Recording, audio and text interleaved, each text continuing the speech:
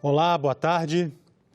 O presidente do Senado, Davi Alcolumbre, e senadores da base do governo participaram hoje de um almoço no Palácio do Planalto com o presidente da República e também com ministros. O objetivo, segundo o líder do governo no Congresso, foi preparar estratégias para as próximas votações no parlamento. Pauta diversa, conversa com o presidente, parlamentares da base do governo, que já tem uma atuação conjunta com o governo. Então devem ser assuntos diversos, a gente está aos poucos retomando a rotina de votação com o sistema ainda semipresencial. Nós devemos ter na semana do dia 22 um esforço concentrado para algumas sabatinas. Então é natural que o presidente venha conversar aos poucos com a sua base. Acho que o almoço vai ter uma pauta diversa. O líder do governo no Congresso também reafirmou que, em breve, vão ser apresentados os detalhes do novo programa social, o Renda Cidadã. Ele enfatizou que a medida vai respeitar o teto de gastos públicos e não haverá aumento de impostos para financiar a iniciativa. O relator do orçamento, que é o relator da medida, que é o senador Márcio Bitar, ele está trabalhando intensamente em tema exclusivo. É um esforço, ele tem sido muito grande, a gente tem que ressaltar aqui. É o trabalho que ele vem realizando de paciência, de capacidade de diálogo. Então a gente acredita na apresentação em breve. Eu acho que é tempo de falar em todos os sentidos, desde que a gente obedeça a máxima que foi estabelecida pelas lideranças de maneira unânime.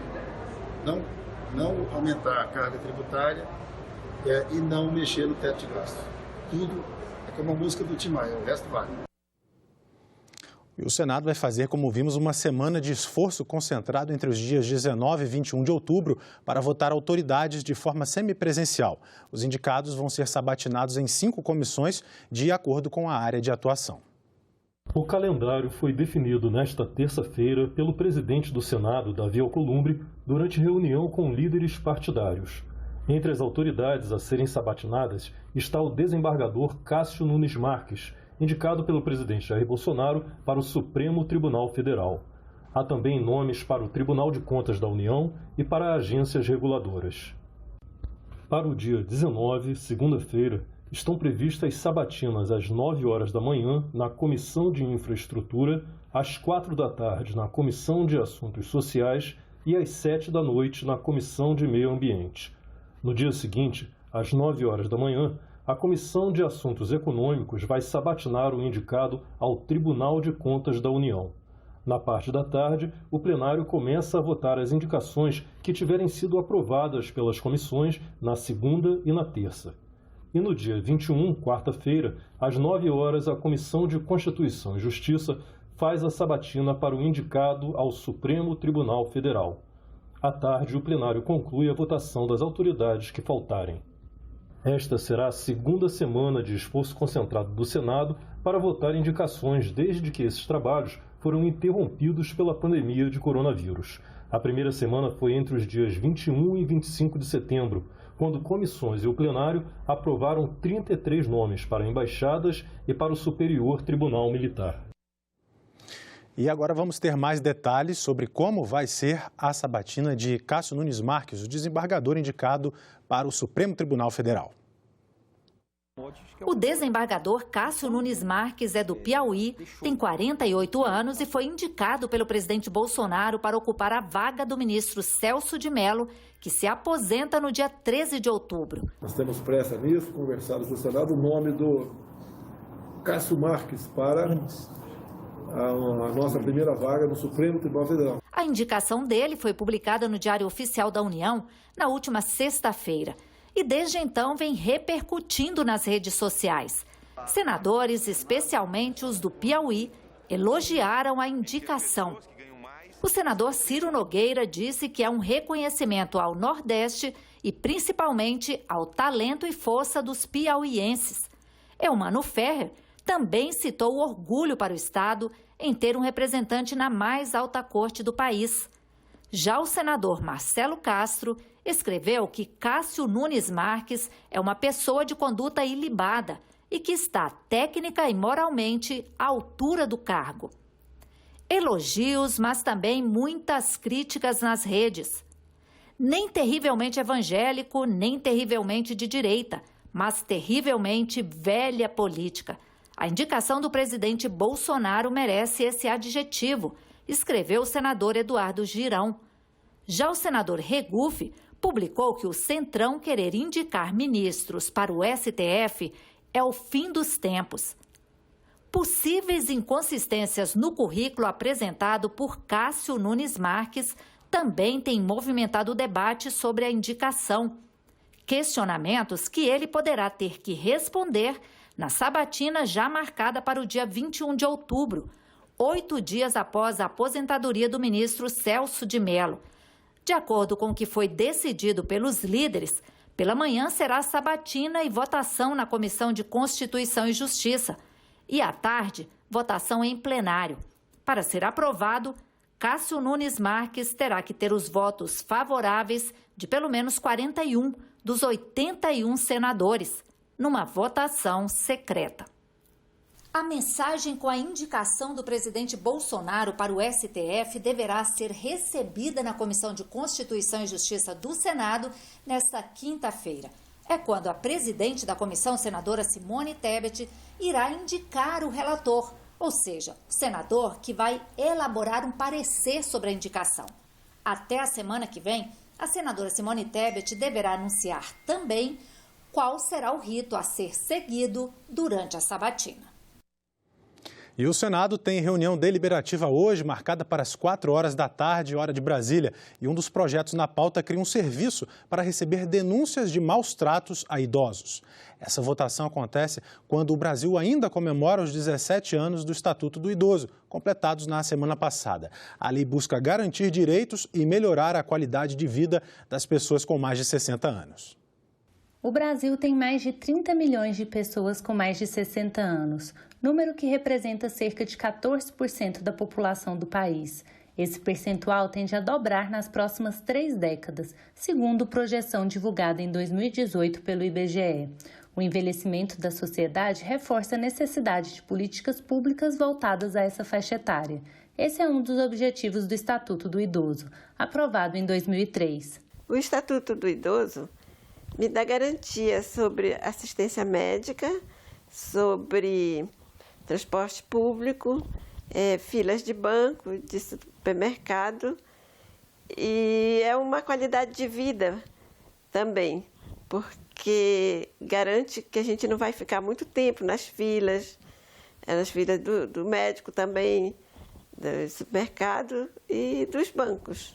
É inegável, o Estatuto trouxe uma mudança de paradigma e um novo olhar para os nossos idosos.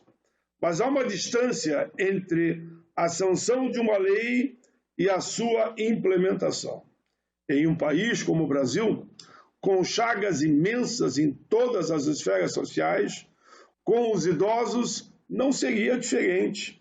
O Estatuto, ele facilitou, né, essa transição do mundo de exclusão da figura do velhinho, sem opinião, sem motivo para continuar sonhando, aprendendo e buscando prazer, para aquele que se empodera dos seus direitos e fala o que pensa, reconhece o que pode aprender novas habilidades e que não tem vergonha de se expor e ser feliz.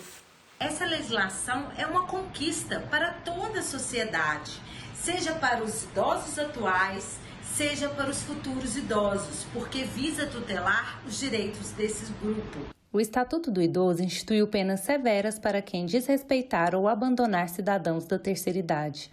A lei também garantiu a essa população vagas em estacionamentos públicos e privados e desconto de pelo menos 50% em eventos artísticos, culturais, esportivos e de lazer. Apesar dos avanços obtidos nestes 17 anos do Estatuto, ainda existem desafios na efetivação dos direitos dos idosos.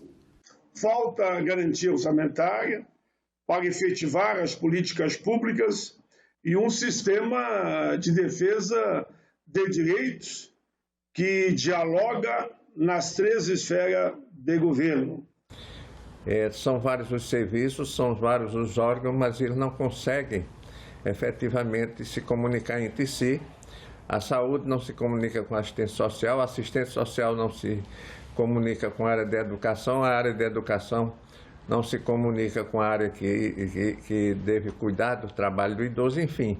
Essa falta de comunicação é efetivamente o que mais faz com que os idosos não tenham seus direitos alcançados na sua totalidade.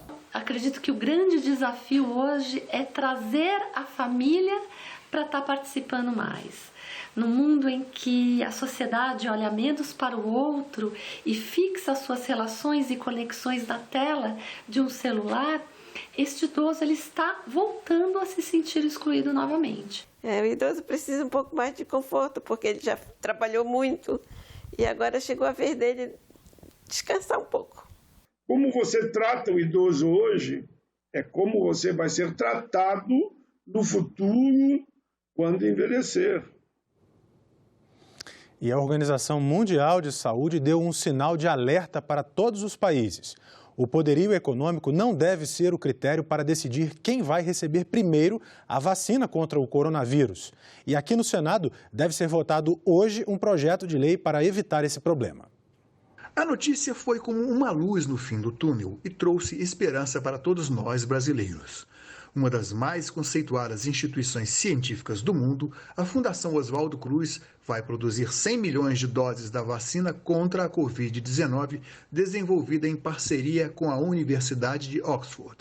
Quando se fala em campanhas preventivas e especificamente vacinação, nosso sistema de saúde tem conhecimento e equipes prontas para entrar em ação. Sem dúvida, a experiência que a gente tem no Brasil com a vacina e com o programa de vacinação, que é um programa bastante robusto, bastante capilaridade, vai facilitar a distribuição e a vacinação em massa da população quando a gente tiver uma vacina disponível para a Covid-19. Sobrepreço, mercadorias interceptadas, desvio de milhões em recursos públicos. Ninguém quer que se repitam a correria e o vale-tudo que foi a compra de respiradores, leitos de UTIs e equipamentos de proteção. Quando a vacina ou as vacinas chegarem, tudo terá que ser diferente. O projeto do senador Alessandro Vieira prevê que a transferência de recursos federais para a compra das vacinas siga critérios técnicos, considerando o tamanho da população, o percentual dos grupos vulneráveis, a taxa da população já acometida pela Covid-19, além do número de casos e óbitos.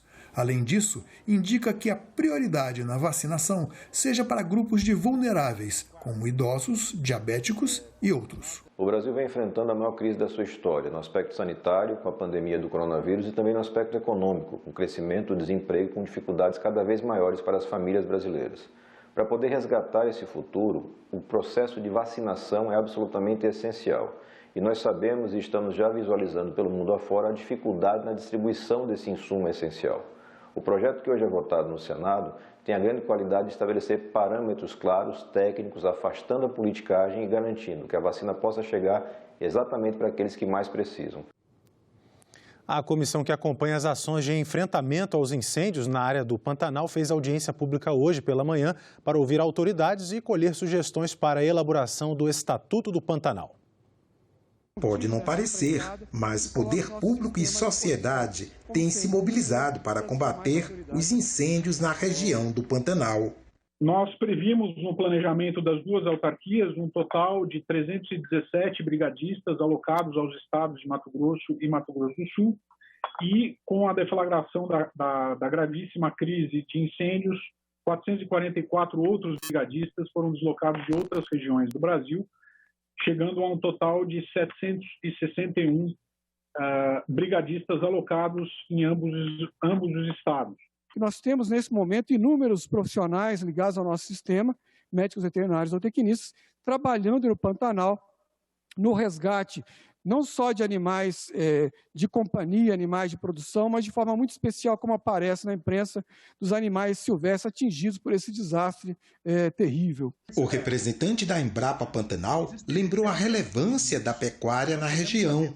Falou que da vegetação nativa, 85% estão preservados, mas que a sociedade tem um dilema a enfrentar. Se nós queremos que haja um desenvolvimento da produção, que isso vai gerar empregos, gera economia, nós temos que ter consciência que, se nós avançarmos além daquele ponto de suporte, vai haver perda de biodiversidade. O bioma é um só, e há 45 anos era um só estado. Hoje, Mato Grosso e Mato Grosso do Sul têm legislações diferentes para cuidar do meio ambiente.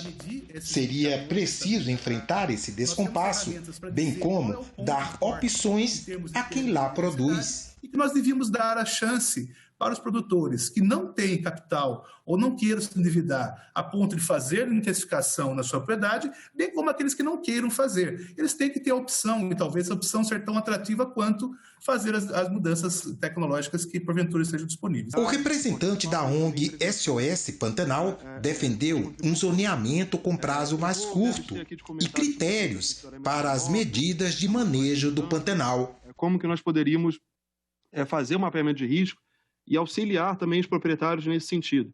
Esse zoneamento deveria incluir o planejamento de combate e também as áreas prioritárias para estabelecimento de aceros, queima controlada, quais são seus parâmetros, quem poderá realizar, quais são as janelas de tempo para se realizar isso. De novo, acho que já é dado que a queima controlada é uma questão cultural e benéfica, se bem utilizada. 10 anos é um tempo muito longo.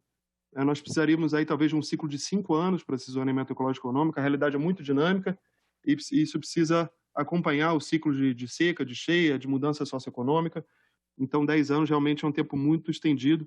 A sugestão é que a gente reduzisse isso para, 4, 5 anos, o que fosse possível. Já sabemos que nos próximos 4 a 5 anos continuaremos com secas intensas na região, com possibilidade muito grande.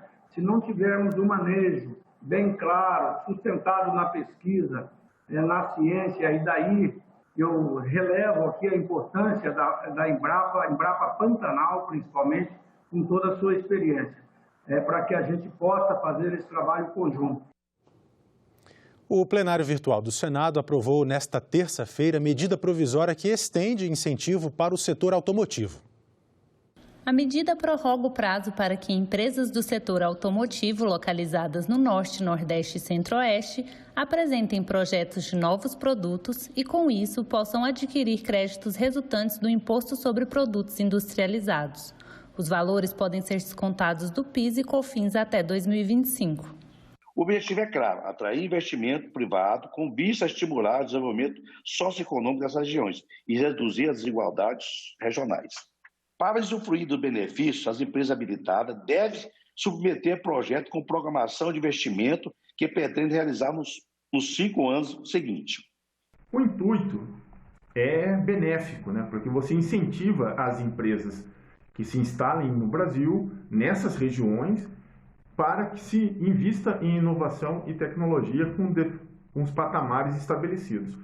O grande contraponto é que isso vai ser abatido no PIS e COFINS.